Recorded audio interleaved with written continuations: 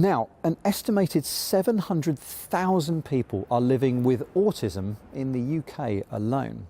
Across the world, more and more people are being diagnosed with the condition. April the 2nd is World Autism Awareness Day, which aims to help us all to understand more about the challenges faced by people with autism on a daily basis. High levels of anxiety are one of the most common difficulties faced by people on the spectrum. And Paul Carter has been looking at some of the technologies which aim to help manage the stress levels. The situations that can kind of make me really anxious is almost every time I leave the house, because then it leaves my control. I don't really know what's going to happen beyond that. Being in a big crowd of noisy people can just make my whole brain just shut down. I get anxious in social situations when there's a group conversation. I feel anxious when meeting new people. The autistic people I've been speaking to have developed their own coping mechanisms. Anxiety is a huge part of being autistic, and a way around this for many people writing lists. Little things like you'll see me doing something called stimming, where you'll see my hands start to fidget, and it's just to try and regulate your energy a bit. The train stations are a very relaxing place to be because everything is systematic.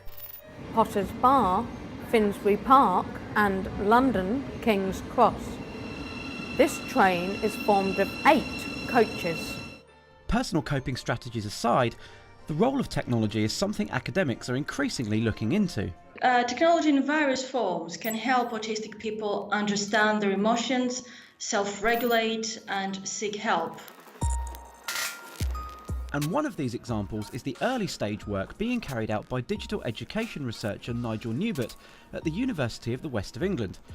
He's looking at how VR can reduce anxiety in teenagers by teaching them practical tasks. It's being tried out at this Somerset school, where the pupils are training to work in a cafe. Yep. Putting the glue in the grinder. Our children with a diagnosis of ASD come with the belief that they are going to fail. The actual skill of making the coffee was the easiest thing to teach them, so that's why the VR came in. And actually what I can concentrate while I'm in the cafe today is saying hello to someone. They can concentrate on the social side as opposed to the actual skill side of the job. It will help me overcome new places. When I go in, it's just me. No one else. It'll help me with fear of messing up, and it'll help me to know that that's okay, you can do that. Another technology in the offing is the Molehill Mountain app, being developed by King's College London and the research charity Autistica. Choose the worries you want to add to Molehill Mountain. Bright lights, yeah, that's a big one. We gave it to 3 volunteers to try out for a couple of weeks. Based on cognitive behavioural therapy adapted for autistic people, this self-managing app tracks anxieties by asking autistic adults to input their daily worries into bubbles that then float over a mountain. Their task is to pop those bubbles, processing and preparing for their anxiety. When the user captures their worries, they're rewarded with tips to help them learn more about their situations. It all sounds fine, but what did our users make of it? It seemed a bit illogical how popping these imaginary bubbles on a screen going to help, but it did help massively. It's not going to solve anxiety in itself. It shouldn't be used instead of that, but as an add-on, then yes, absolutely, it's done great things. Like if I was having a bad day, to reflect on it at the end of the day, potentially that would have been good to kind of just look over what's happened, etc. But there are definitely the negatives to the app, like it asks you to add your worries. I added 7 worries and then it said, you have too many worries, that's what it said. And I was like, well, don't tell an autistic person that, that's not, ideal. And it was asking me to describe things in my own words, and the words describe and explain are just, and imagine, yeah. What would have made it better for you? I think that either if you'd asked direct questions on a number scale, say how did you feel this on a scale of 1 to 10. What seems to be clear is that the anxieties around autism are very individualised. A cloud-based software that's now offered by some areas on the NHS giving personalised solutions is called Brain in Hand.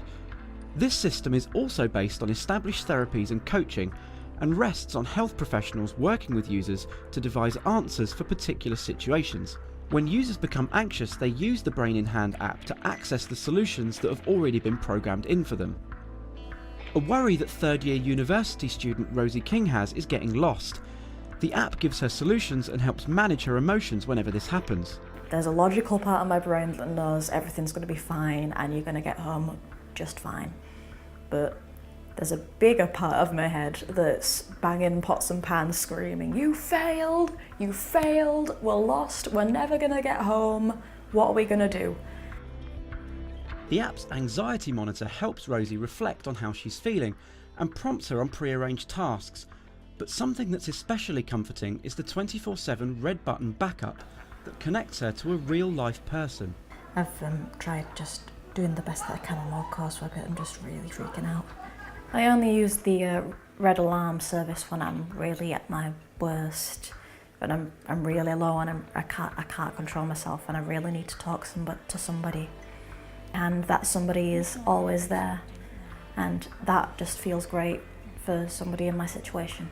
While all of the technologies we've looked at can be beneficial for people on the spectrum, not least because they've had input from autistic people, there are more and more becoming available all the time.